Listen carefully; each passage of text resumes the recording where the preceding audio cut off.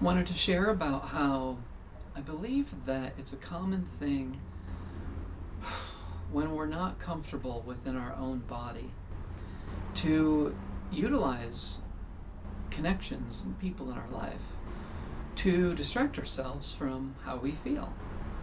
And I've noticed in myself that I've done this a lot, and that a lot of the times in my life that I was the most connected to God, the universe, divine energy, whatever you want to call it, was in aloneness, in times where I lived far from people and didn't have much interaction with people.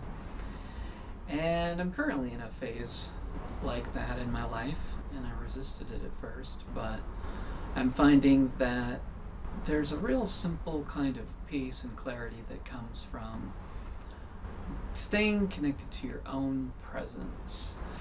And that I still find within myself that if pain comes up, like Eckhart Tolle calls it pain body, which might be old pain, it might be something coming up that's been suppressed, it might become coming up as a result of something that's happening in your life in the present that's difficult or challenging.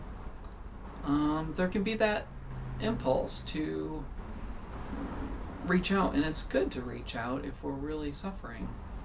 But it's also useful to be present with pain and to just feel it and allow yourself to trust that it will not destroy you.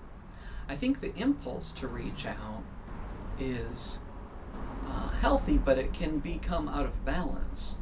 And I believe that comes from this kind of biological program that we have to be part of a herd, H-E-R-D, and that can get us away from this more powerful connection that we also all have access to, which is our connection to ourself and our connection to divine energy.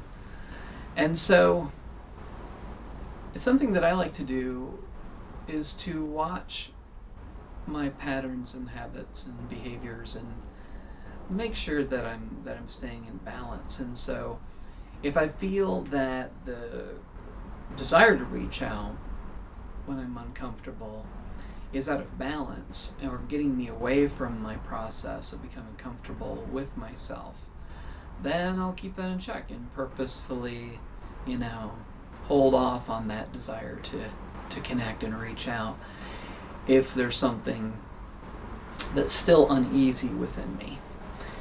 And I believe that our ego wants us to believe that aloneness can kill us, destroy us, drive us crazy.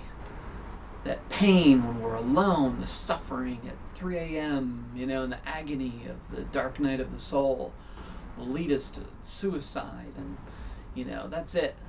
It's over. Or insanity, complete loss of control. And it's usually just pain.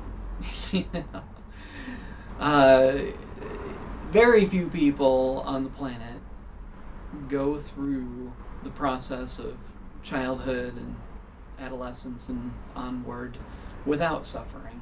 It's probably,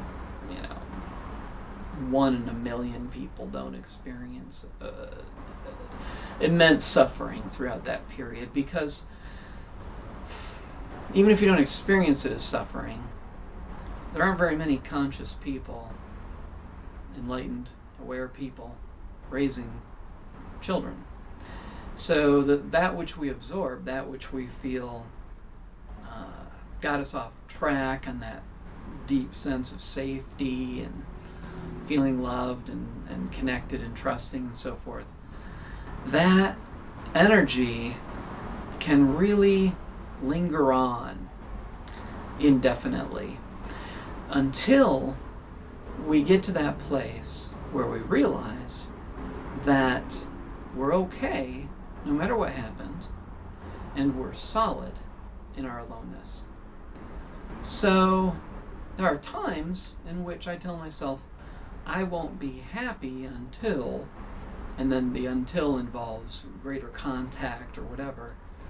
But in reality, I've experienced deep bliss that just feels so perfect in my aloneness, which only comes through moving through grief and moving through the pain of letting go and surrendering into aloneness. That peacefulness that is experienced in aloneness it can make everything enjoyable. Earlier today I was connected with that peacefulness. I was outside just digging up weeds, doing little, yard landscaping type stuff. And the weather was just perfect too, which is always an enhancement to one's feelings.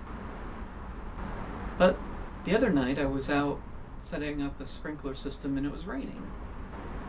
And I thought, why don't I just wait and do this tomorrow when it's not raining? But I didn't mind that there was rain. It wasn't that heavy, but it was getting wet and getting, dirty, and setting things up with this hose and sprinkler and automatic timer and stuff like that, and running it around through my stairs and where I needed to be. And I just felt like aliveness in that connection with this imperfect weather, because it was perfect in that moment. It was cleansing. So a lot of the experiences that we have in our aloneness when we do connect with bliss, they might not be as interesting of a story as, I was at this party and then this guy got drunk and he hurled all over the carpet and just fell in it and whatever. But when you have that connection to yourself, which is something I'm continuing, to work on, then you understand that you're safe. Because even in your aloneness, you're not truly alone. You're connected to all that wonderful spirit energy, which is available to us all at all times.